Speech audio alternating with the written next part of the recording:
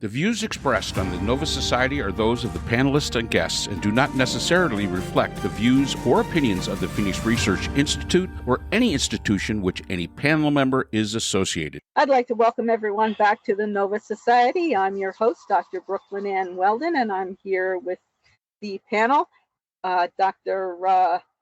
Who is it now? Oh, Dr. Scott Grishmer and Dr. Mark Bound. Well, everyone keeps interrupting me. We're all kind of discombobulated. I think that's what is designed to happen during the present administration. So today we will be answering listener emails, and I'm certainly going to try to collect myself.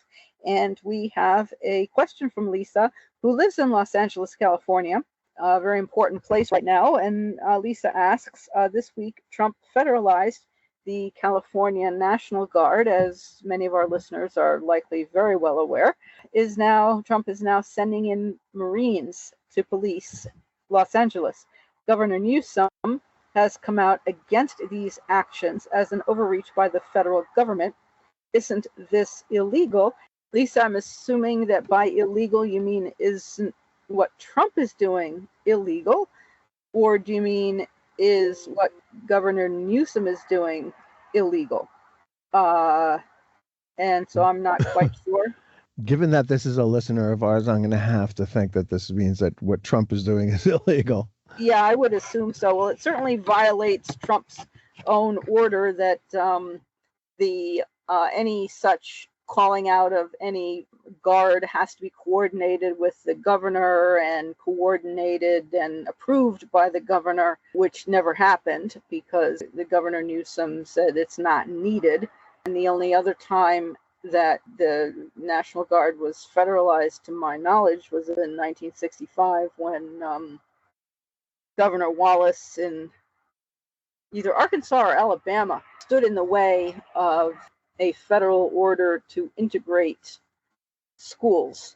And he had told the President Johnson he would, in fact, allow the students to enter the school, the two black students, to enter the school. And then he told his state that, no, I'm not going to do that, and or you'll have to make me do it. And so Johnson made sure that civil rights were adhered to. So, Mark, Scott, as the question of illegality on Trump's part? Would that even be a deterrent to Trump? No, of course not. Right. So I think we should be very understanding that this is a symbolic move mostly. And the reason that he's sending Marines rather than Army is because he's invading Los Angeles, right? The Marines invade, the Army occupies. So this is a step, and it is a horrible step. It should be illegal. The Marines should refuse to go. I know that they're delayed in getting there right now, but this is something that the Marine Corps, the heads of the Marine Corps should be pushing strongly against, and doesn't actually seem that they are. So yeah, I think that the judge who got this case about calling for a restraining order said that he's going to give them another day to respond to the state of California, and they're going to hold another hearing, I guess, today, and that will tell us what we need to know about how the courts look at Trump sending in the Marines for something. It also should be noted, I think, that the Marines are trained to kill, not subdue, not protect, not keep the peace. That is not the job that they have, that they train for. They train to overwhelm with force and hit the beaches, that kind of thing. And that this is a gross overreach on the part of Trump. So to answer the question, as far as I understand it, this violates Posse Comitatus Act, plain and simple, of 1878. Posse Comitatus, when it was first brought out, was to allow a sheriff to get citizens to, if you ever watched a Western movie, form a posse and go out and get the bad guys, or do a rescue or some other operations. It gave that power to the sheriff of the county, who was law enforcement. The Posse Comitatus Act was changed in 1878 to basically say that you cannot use the U.S. military, including the National Guard, for domestic law enforcement purposes. So my question then is how are they even believing they can get around that? This is a law enforcement issue. When you have people protesting, the municipality has rules. You got to have permits. You got to have this. You got to have that. They may be hanging their hat on the fact that ICE is a federal agency and that they are interfering with a federal agency conducting the operations that it needs to conduct. They could maybe say that, but then again, that's a fine line. Are we really looking at this as being, law enforcement? Let's remember, Scott's right, and I have all the respect in the world for the Marines. I mean, let's face it. When it's tough times, that's who you send in, and there's no better people out there to send in. But they do not have on the side of their vehicles to protect and to serve, which is exactly what law enforcement has. They're not, as Scott said, they're not there to protect unless you're talking about an embassy or something like that, which is generally manned by Marines, because they are a deterrent force just in themselves. I mean, plain and simple. But they are not domestic crowd control, things like that. It's not in their wheelhouse. It's not what they do. That is what sheriffs and other law enforcement agencies do. That's what they're trained to do. And Scott's right. The Marines are trained to kill, plain and simple. But the thing that kind of gets me about this whole thing is the LAPD says they've got it under control. Everything's fine. They don't really understand, what are you doing? And I think the thing that we have to truly look at with this in Los Angeles, and this may be, as Scott says, just a show. This just very well may be. However, we have to remember that if they can do it in Los Angeles, they could do it in New York. They could do it in Atlanta. They could do it in Washington. They could do it in Chicago. They can do it in Stratford, Oklahoma, population 106. They could do it anywhere if this allows to go through. And so to the legality of it, I'm going to say that, yes, it's definitely an illegal act. I really don't know why the judge is waffling and giving more time to respond, because this is simple black letter law. Unless the response is they can justify in some way that the actions being taken by the Marines and by the National Guard, that was federalized. If they can somehow justify that this is not a police action, but instead is a military action. And I don't see how you're possibly going to come up with that. Let's remember, back in the 60s, Kent State, that was the National Guard. And look at all of the trouble that, generated from those students being killed. And again, I understand you're a National Guardman. You're out there. You're a weekend guy. I mean, you got a real job you go back to, and you're doing this because you want to serve your country. They're not used to being approached by a whole bunch of students. Being afraid, I get it. I go back to, the Boston Massacre. That's what happened there. You've got a whole bunch of people charging those British forces. There was only, 12 of them. And somebody got trigger happy, got scared, and pulled the trigger. And somebody dies, and then it blows up. That's the thing we have to watch in this entire incident in Los Angeles. That's going to be the problem. If somebody dies at the hands of somebody in the military, you think, Black Lives Matter and the George Floyd killing was a big deal? Wait until you see what happens from that. Because I got bad news for the Republicans. It's probably going to be a white person. So that's to me, that's the thing to keep an eye on with this. But to answer the question, yes, it's illegal. What about the Insurrection Act? Trump has said, well, some of it's an insurrection, some of it's not. Maybe it is, maybe it's not. The usual thing that he does. The Insurrection Act was from 1807 when Thomas Jefferson was the president. And basically it said that the president of the United States can, under specific circumstances, suppress insurrection or domestic violence. That might be the argument that they're going to work in. This is domestic violence. All depends on how high the bar of the judge is as to what he's going to consider domestic violence or what they consider insurrection. And insurrection is a very vague term. You can look at that term all over the place. But during Rutherford B. Hayes's term, 1878, when posse comitatus was changed, now the question is which one takes precedent here? And the fact is 1878 is after 1807. So does that invalidate? Finally, something we can agree on. You and I? Oh yeah. I mean, the one happened before the other. Yeah. I mean, so again, I don't think it's ever been addressed if the changes to posse comitatus changed the conditions, those special circumstances of 1807. And that's going to be the argument. And I'm sorry, that's going to be Supreme Court. You're going to have federal judges are going to try it, but that's going to be Supreme Court. Well, exactly. That's what I'm concerned about is supermajority, if you will, the 5 or 6. The unitary executive theory and that type of stuff. I mean, to me, this is what Trump is doing is illegal.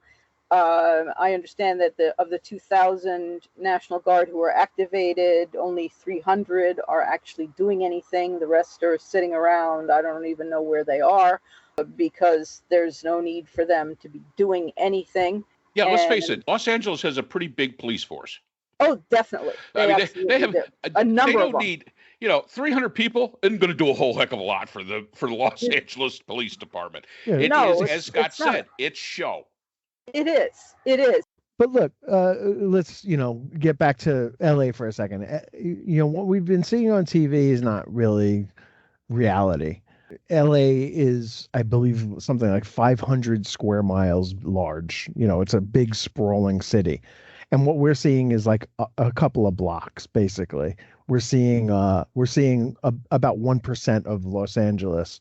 And in that very, very tiny area, downtown LA, the things that are going on there really show, I guess, if anything else, LAPD hasn't learned maybe from past experience.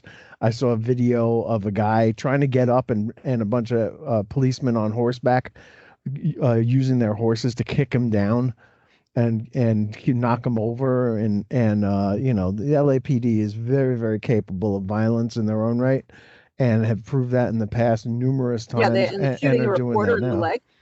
Right, exactly, yeah. Yep. And even with rubber bullets, I mean that guy clearly took aim at her and shot and fired.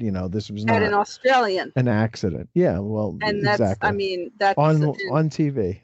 Yep. So the LAPD is more than capable of handling this. They're not overwhelmed in any way, and what Trump is doing, again, I'm thinking that the Marines themselves is a symbol of the fact that he considers LA occupied territory, and in the Trump nightmare that he thinks America is, LA is a big part of that nightmare. It's a city overrun. I mean, his dramatic language, really does show a disturbed mind. LA, I have a lot of friends in LA, and they will say, man, it's fine. It's great here. And I think it was Jon Stewart yesterday who did a parody of Ken Burns thing where the soldier's writing a letter home and he's going, I hope they don't withdraw the National Guard by Friday. I have a reservation at Nobu, and that kind of thing. And that they're taking tours of Stars City, Stars houses and stuff. So, it's a symbol. But the next move is going to have the army occupy cities, including New York City, including Chicago. And one of the reasons he wants to get this ugly AF bill passed is because it provides him with more troops. And he obviously needs more troops to do what he wants to do in the cities. It's insane right now. Think about it. The Marines are in, a small contingent of Marines are going to LA instead of being ready to fight in Taiwan, for example. Or in Europe against Putin. And our enemies must be like just smiling ear to ear and clicking their heels up in the air that this imbecile is doing these self-inflicted wounds. I woke up at like 3:00 in the morning thinking, you know what? I bet I could wake up one of these mornings to find that China has invaded Taiwan and that Trump has nothing to say about it. that he's accepting the idea that that China is going to occupy Taiwan, and that Trump has no problem giving it to them, not resisting at all, pulling all our troops out, saying it's yours. All they have to do is pay him enough money, give him enough Bitcoin, and you got it. And that's the part of this big picture that we're beginning to see come in focus. That was really promised. He promised that he was going to do this. He promised that he was going to deport 21 million, I think it was the number, 21 million immigrants. He hasn't even come close to that. This is nothing to do. This action in LA has nothing to do with immigrants, although it is a very immigrant heavy city. If he wanted to get rid of immigrants, deport immigrants, you can do it a lot more quietly than this. This is a power show.